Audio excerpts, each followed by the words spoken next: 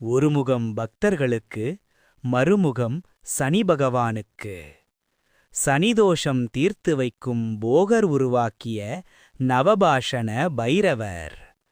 சிவகங்கை மாவட்டம் பெரிச்சிக்கோவில் என்ற ஊரில் அமைந்துள்ளது சுகந்தவனேஸ்வரர் திருக்கோவில். ஆன்மீக மல. மூலவர் பெயர் சுகந்தவனேஸ்வரர். உற்சவரின் திருநாமம் சோமாஸ்கந்தர் என்பதாகும். அம்பாளின் திருநாமம் சமீபவல்லி. இந்த ஆலயத்தில் வன்னிமரம் தலவிருட்சமாக இருக்கிறது. இங்குள்ள பைரவர் தன்னுடைய 8 கரங்களிலும் ஆயுதங்கள் மற்றும் கபாலமாலை ஏந்தி காட்சி தருகிறார். இந்த பைரவரின் பொதுவான வடிவம் பழனியில் பாலதண்டாயுத பாணியாக முருகனைப் போலவே உள்ளது. அவர் ஒரு ஈட்டியை ஏந்தியபடி சித்தரிக்கப்படுகிறார். பைரவருக்கான இந்த சன்னதி தனித்தனியாக உள்ளது. அதன் சொந்த விமானம் உள்ளது.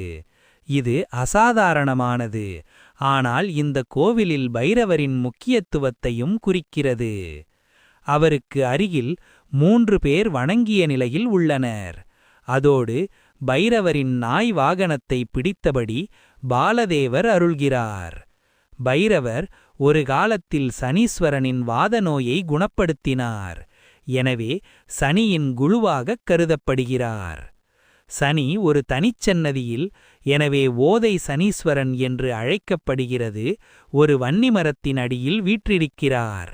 இது சிறப்பு வாய்ந்ததாகக் கருதப்படுகிறது. 8 பைரவர் கைகளுடன் சித்தரிக்கப்படுகிறார்.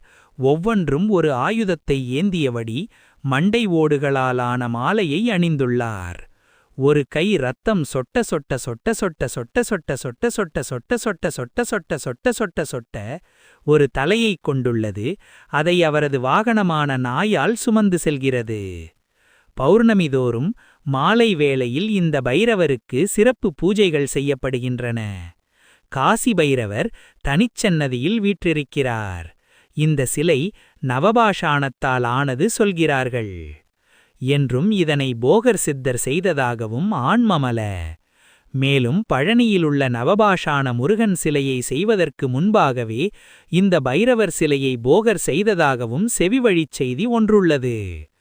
இந்த நவபாஷாண பைரவரின் மீது அதிர்வுகள் அதிகம் என்பதால் இவருக்கு மாலைகள், அணிவிக்கப்படும் மலர், படைக்கப்படும் வடைமாலை உள்ளிட்ட நைவேத்தியங்கள் எதுவும் பக்தர்களுக்கு வழங்கப்படுவதில்லை.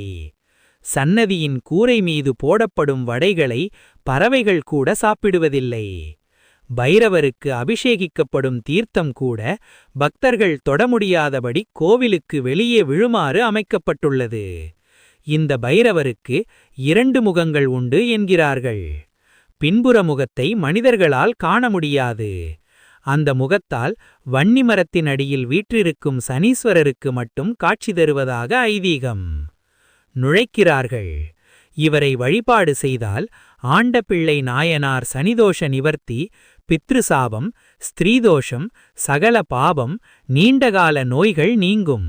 அஷ்டமா சித்திகள் கிடைக்கும்.